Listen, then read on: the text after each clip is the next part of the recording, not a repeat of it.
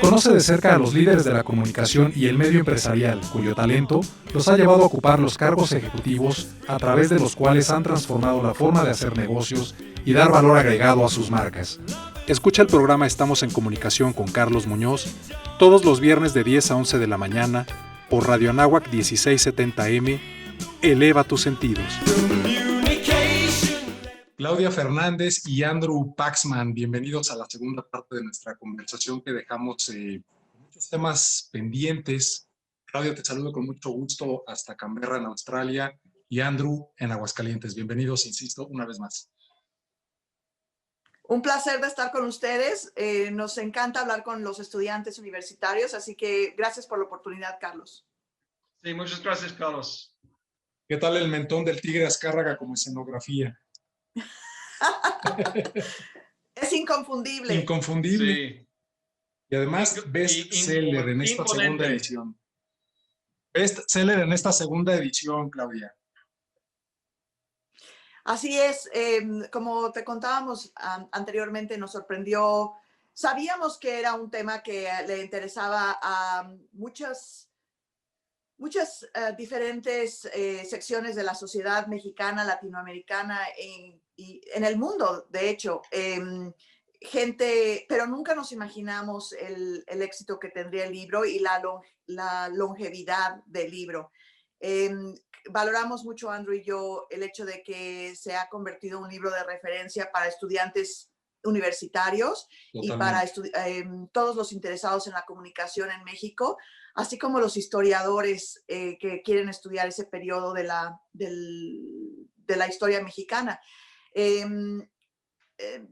Estamos muy honrados y nos sentimos, es un honor el poder, el que nuestra historia de hace 20 años siga teniendo una relevancia en el 2021. Uh-huh. ¿Cómo fue el cambio de pasar de una editorial a otra, Andrew? Estaban antes, si no me equivoco, con Grijalbo y ahora tienen un rato también con Penguin Random House Mondadori. Bueno, de hecho es la misma casa. Lo que ha sucedido es una gran consolidación. Una fusión. Del mundo editorial, sí. Cuando firmamos con Grijalbo siendo un sello español, poco después Grijalbo fue comprado por la italiana Mondadori. Entonces la segunda edición salió bajo el sello de Grijalbo Mondadori en el 2001. Luego Mondadori fue comprado por Random House. Y luego Random House se fusionó con la británica Penguin. Y Penguin Random House tiene como, no sé, 30 sellos, si mal no recuerdo, solo en México. Entonces es un monstruo, es un behemoth de las editoriales. No, pues ya después me consigo una entrevista con el CEO de Random House para platicar con detalle de esta fusión. Muy bien. Claro, Andrew, dejamos muchos temas pendientes, como mencioné al inicio de la plática. ¿Qué les parece si tocamos un poquito la parte personal, la parte familiar del tigre Azcárraga? Me encantaría saber si tuvieron acceso a la información de cómo era la relación. Tengo entendido que no era buena la relación de Emilio el Tigre Azcárraga y Emilio Azcárraga Llán, y cómo era la relación con sus esposas. Si tampoco me falla la memoria, creo que Paula Cuzzi acabó encarcelada, creo que fueron 4 esposas, su relación con sus hijas, con Carla, Ariana, etcétera, etcétera. Era una relación muy complicada. Es casi un estudio de caso en la disfunción familiar. Y todo empieza con la relación entre el tigre y su papá, etiquetado el león. Lo despreciaba mucho, lo decía el príncipe idiota a su propio hijo. Y entonces el coto de poder que rodeaba al señor Azcárraga Vidaurreta tendía a despreciar mucho a Junior, que era Azcárraga Milmo, y tenemos muchas evidencias en el libro de su vida de Junior. Hay una sección que se llama La Dolce Vita, que trata de las fiestas y todo eso, ¿no? Que no han de haber sido pocas. Muchas. No fueron pocas. Muchas fiestas, de hecho. Muchos amoríos y varios matrimonios. O sea, su primer matrimonio. En parte podemos bromear un poco de la vida romántica del tigre, pero hay una fuerte Relación. vertiente triste, que tiene que ver con la muerte, la temprana muerte de su primera esposa, al dar luz como 3 años, creo, de casarse o menos. Y esta mujer realmente era el amor de su vida y nunca se recuperó por completo de esa tragedia, de perder a su esposa y de perder a su primer hijo. Entonces hay una segundo matrimonio a finales de los 80 con una francesa francesa, y luego una tercera con la francesa mexicana Nadine Jean, que es la mamá de Emilio Azcárraga Jan.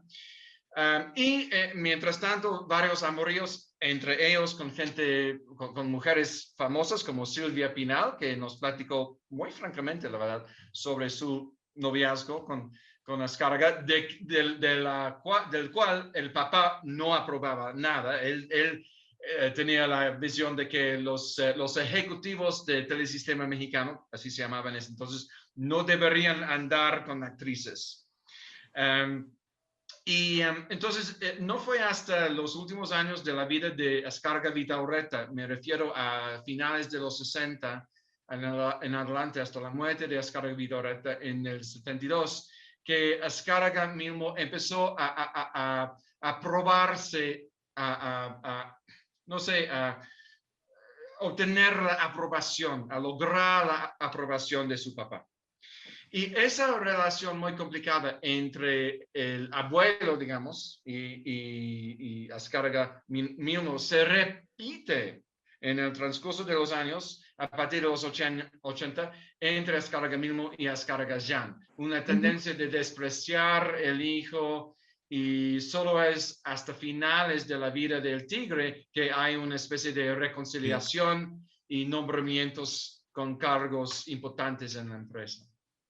De hecho, tengo entendido, Clau, que Emilio Azcárraga Jan de alguna manera andaba también en una vida de junior sin interesarse por la vida empresarial dentro de Televisa. ¿Es esto así?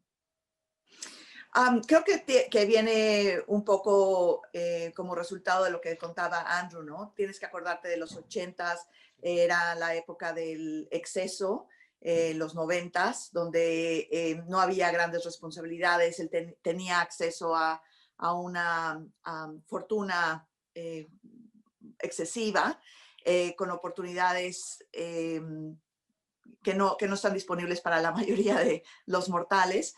Y tenía una relación complicada con su padre, distante, como decía Andrew, él minimizaba o erosionaba la confianza de Azcárraga Jan hasta que con su grupo de amigos que conocimos después como los Cuatro Fantásticos que tomaron las riendas de Televisa, empezaron a entrar en aventuras empresariales que empezaron a mostrar a Emilio Azcárraga Milmo el potencial que tenía su hijo. Y también creo que influyó en algunos de los personajes que estaban en Televisa que empezaron a batear por Emilio Azcárraga Jan y a empezar a cambiar la percepción que tenía de su hijo.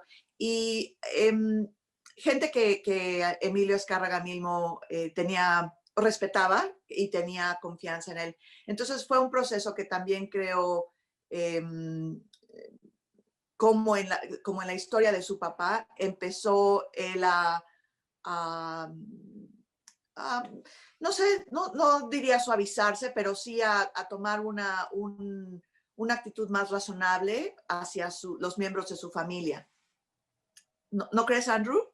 Sí. Yo creo que la relación iba preparándose. Es que básicamente Emilio Azcárraga Jan creció con una madre soltera. Él y sus hermanas vieron poco al tigre, a Emilio Azcárraga mismo. Entonces es un reencuentro difícil, pero es un reencuentro en que poco a poco Azcárraga Jan iba probándose frente a su papá. Había, por ejemplo, presentaciones frente a la comunidad de inversionistas en Nueva York, donde el papá invitó al hijo a participar en la presentación, a dar su propia ponencia. Y eso le dio mucho orgullo al papá, que el hijo que no se había probado a principios de sus años 20, no tenía gran fama, pero sí había una reconciliación en los últimos años. ¿Qué les parece si retomamos el tema de las mujeres del Tigre Azcárraga, Clau, Andrew? Nos quedamos en Nadine, Jan, luego, si no me equivoco, viene Paula Cusi, para terminar los últimos años de su existencia.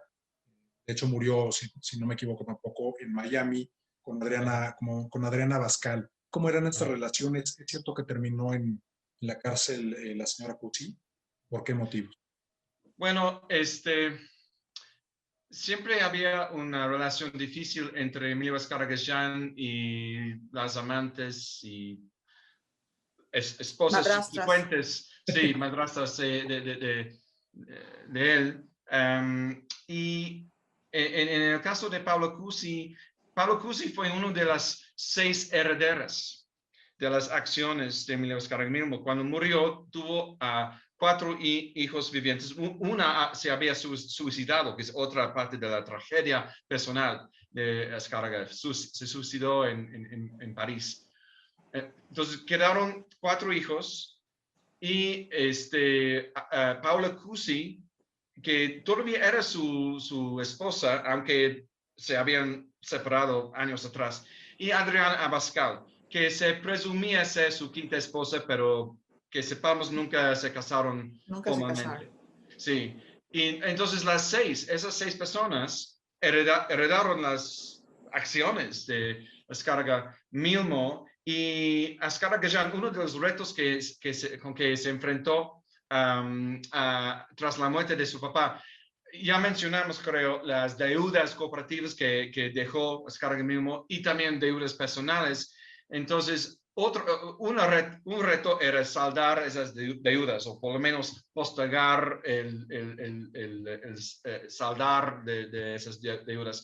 Pero también tuvo que convencer a los 5 herederos más que se unieran con él en cuanto a ejercer el voto dentro del directivo, que era un reto relativamente fácil con sus propias hermanas, pero con Abascal y con Cusi algo difícil, sobre todo con Cusi.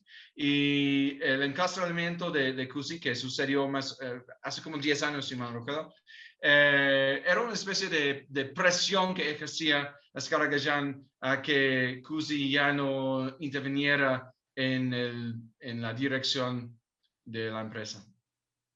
¿Por qué termina en la cárcel Paula Cusi? ¿Perdón? ¿Por qué termina en la cárcel Paula Cusi? Pues no creo que pasó mucho tiempo, la verdad. Creo Claro. que fue una acción simbólica para avergonzar a ella, sí, y presionar a sus abogados a firmar ciertos papeles que darían a Azcárraga el derecho de pues tomar control de su participación accionaria. Clau, ¿y cómo era la relación del Tigre Azcárraga con sus hijas? Porque menciona mucho, obviamente, a Emilio Azcárraga, pero dejamos mucho de lado a Ariana, Carla, etcétera. Bueno, como dijo Andrew, no crecieron muy cerca del padre, y también tuvieron una relación difícil con él, aunque hubo, con el paso del tiempo también, particularmente con el suicidio de una de sus hijas, también reevaluó esa relación con sus 2 hijas sobrevivientes. Lo que quería también mencionar es que su relación con las mujeres en general era muy compleja. Por un lado,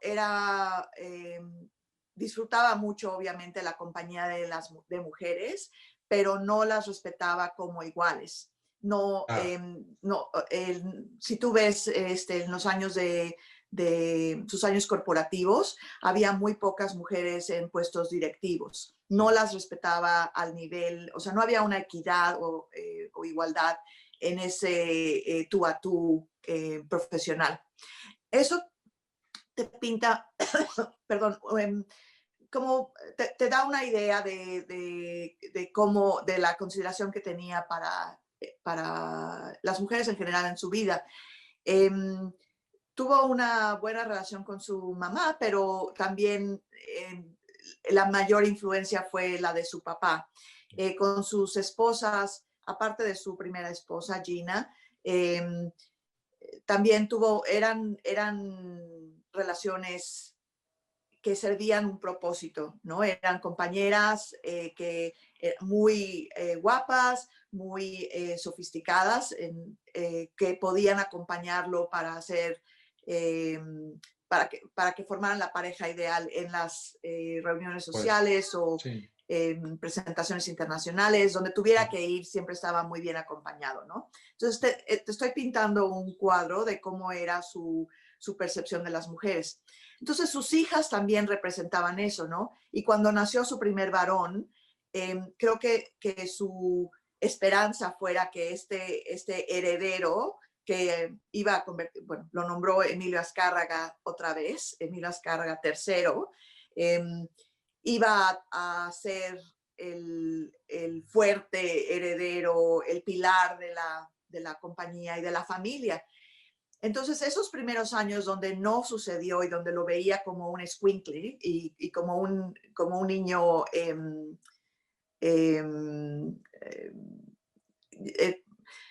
como un junior, no tenía ese respeto tampoco por su hijo. Más tarde en su vida reparó esa relación con sus hijas, con ambas, y ellas también trataron de mantener como una distancia o un bajo perfil detrás de las bambalinas, porque sabían a lo que se enfrentarían si fueran más públicas en su desaprobación de cómo su padre funcionaba, o cómo, no solamente en la arena familiar, pero también en la arena de la empresa. Hay que tomar en cuenta que era en gran medida un hombre de sus tiempos, ¿no? Las mujeres ejecutivas, las mujeres en altos puestos ejecutivos, había muy poco de eso en México hasta probablemente María Asunción Arámburu Zábala heredó este modelo. Exacto. Antes de ella había muy poco. Y de hecho... Quizá Eva Gonda de Grupo FEMSA, de Coca-Cola FEMSA. Bueno, hay unas cuantas, pero muy pocas. Y hice un rastreo de las ediciones anuales de la revista Expansión. Los 100 empresarios más importantes, ¿no? que publican cada año. Y cada año hay como, cuando mucho, 3 mujeres entre los 100. Seguimos viviendo en un país muy machista, en que la tendencia por parte de los grandes empresarios es heredar a hijos varones, no a hijas. Al final de cuentas, y ahora que mencionas la revista Expansión, ya hay un número dedicado a las 100 mujeres más poderosas. Las 100 mujeres. Bueno, sí, pero... Afortunadamente a varias de ellas ya he tenido la oportunidad de entrevistarlas. No, yo no, pero lo que sí sé es que ha sido una lucha muy larga. Yo me recuerdo que había una edición no me recuerdo si fue Expansión precisamente o Mundo Ejecutivo, uno de esas revistas mexicanas del mundo empresarial, una nota de portada que se enfocaba en la mujer empresarial. Y la imagen de portada fue una mujer en su oficina poniendo lápiz labial. O sea, no, era muy poco feminista, por lo menos el diseño.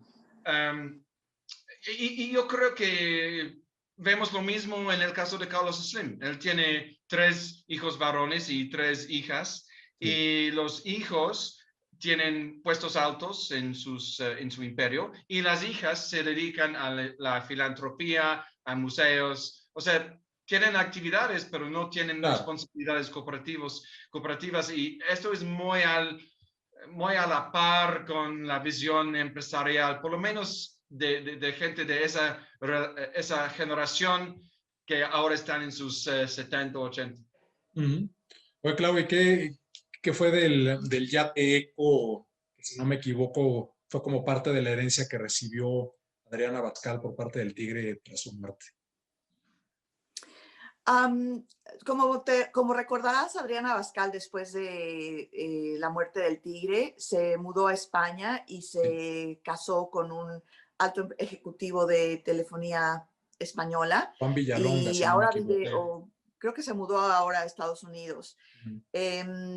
Entonces, hasta donde sé, el yate fue vendido a otros Creo que me ejecutivos, parece pero que un no tengo jeque los árabe. detalles. ¿Perdón? Me parece que a un jeque árabe, ¿no es así? Sé que fue vendido porque, bueno, primero era un lujo que es muy caro mantener, ¿no? Y tienes que tener un gran bolsillo para poder no solamente tenerlo, sino mantenerlo. Entonces, entiendo que fue vendido porque hacía más sentido para esa familia tener el cash que seguir manteniendo el lujo del yate. Andrew, ¿tienes algún más detalles? Eso es lo que yo entiendo. Yo sé que sí fue vendido. A Pascal lo tenía durante un tiempo y luego lo vendió, pero no me recuerdo exactamente a quién. Tengo la sospecha que fue vendido a Larry Ellison, el dueño de Oracle, esa empresa de actividades digitales, ¿no? Pero no estoy seguro. Y algo sabía yo que se lo había vendido gracias a la ayuda promocional de la revista Hola, que en alguno de sus números, allá por la década de los 90, si no me equivoco, le dio muchísimas páginas al Yate Eco, y creo que eso incentivó la compra por parte según yo, de un jeque árabe. Pero bueno. Oye, Clau y Andrew, ¿cómo era la relación del Tigre Azcárraga con los amigos de Emilio Azcárraga? Ya me refiero a Alfonso de Angoitia, Bernardo Gómez y Pepe Bastón. Tengo noticias por ahí de que no quería mucho a Bernardo Gómez.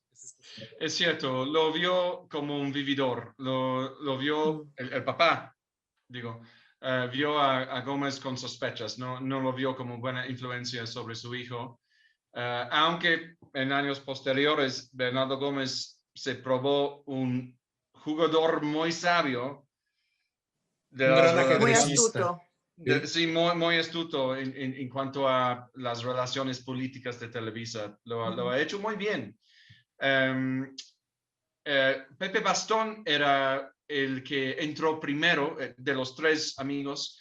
Era el encargado de Cablevisión a principios de los 90. Yo lo conocí en esa época, creo que lo entrevisté un par de veces. Y luego se convirtió en jefe de programación.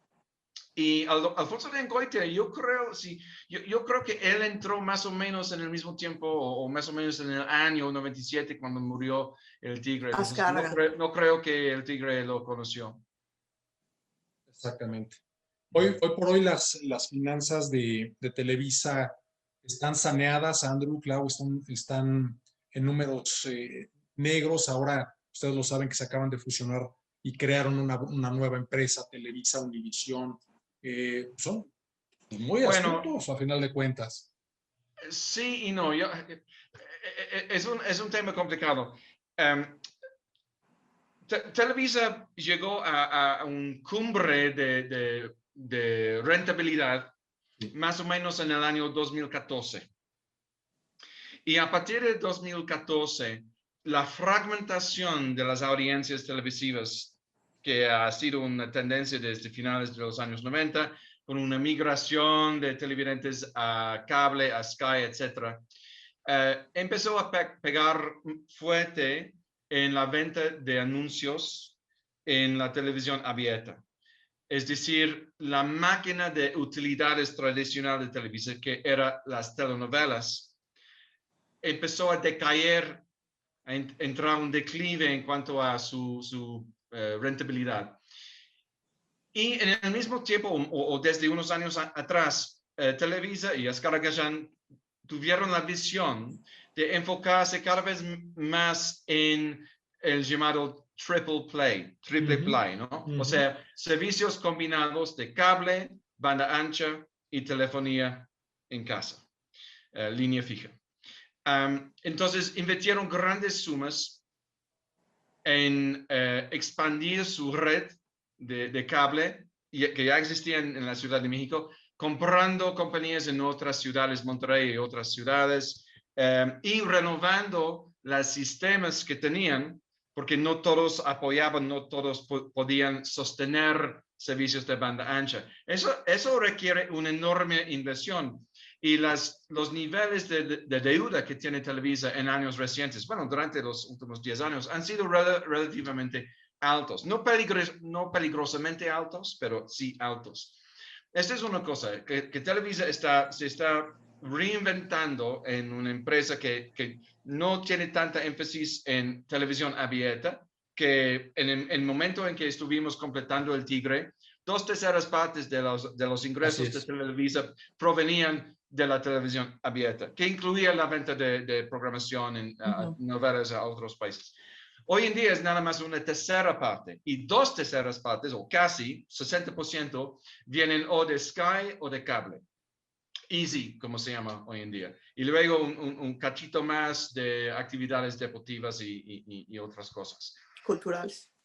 Y cultural, sí. Y bueno, entonces la fusión con Univision, que es una fusión nada más de la parte de contenidos de Televisa, no la empresa entera, es una fusión que fue muy al gusto del mercado. La acción de Televisa subió, o sea, durante la noche después del anuncio, la acción en Nueva York subió un 30%.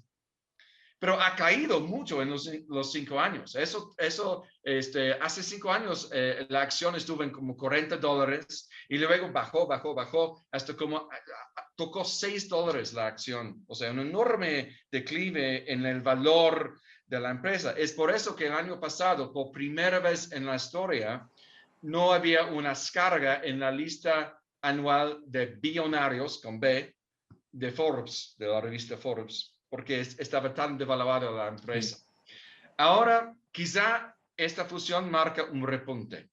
El problema es que tanto en México como en Estados Unidos, el reto que se enfrentan es de proveer programación, entretenimiento a audiencias que son mucho menos monolíticas que lo eran en décadas pasadas. En décadas pasadas, tanto en Estados Unidos, en los hogares hispanos, como en México, la abuela, la mamá, el papá y los hijos se juntaron para ver la novela de las 8 o de las 9, ¿no?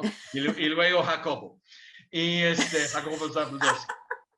Sí, y eso ya no existe. O sea, el hijo está viendo, no sé, Club de Cuervos, y la hija está en YouTube, y el escuincle está, no sé, en el Insta, y la mamá está viendo, no sé, Desperate Housewives o no sé, un reality en cable. El papá está viendo deportes, quizá en Televisa, pero quizá no. Y la abuela todavía ve la novela, ¿no? Entonces, con esa fragmentación, tienes que pensar ya no en programas monolíticos como eran las telenovelas, sino en distintos programas, en distintas plataformas. Sí, televisión abierta, pero también canales de cable y cada vez más streaming. Entonces, tienen que competir con Netflix y con Amazon Prime en streaming. Y el problema que yo preveo ahí es que el registro, mejor dicho, de ambas compañías en cuanto a producir para audiencias diversas es muy variable. Recordamos, y está en el libro, el desastroso acuerdo que hicieron con la compañía Fox en los años 90 para producir telenovelas en inglés. Fracasísimo, horrible. Llevaron guiones escritos en español que habían tenido cierto éxito en México, los tradujeron mal a inglés y luego importaron disque estrellas, actores de tercer nivel de Estados Unidos a Televisa San Ángel para grabar de nuevo las mismas. No, horrible. Se canceló el proyecto a media distancia. Creo que algo que cuando estaba hablando Andrew me pareció importante mencionar es el reto que tienen ahorita los estudiantes contemporáneos de comunicación y medios en México y en el mundo realmente frente a esta nueva realidad. Como decía Andrew, en el pasado era mucho más simple, mucho más claro ya sabes, la ruta de esta es la televisión abierta, la radio. Yo digo que era una televisión cuadrada, punto. Sí, las plataformas eran claras, había límites, todo estaba como muy fácil, muy claro. Y ahora y yo lo veo en nuevos estudiantes de periodismo aquí en Australia que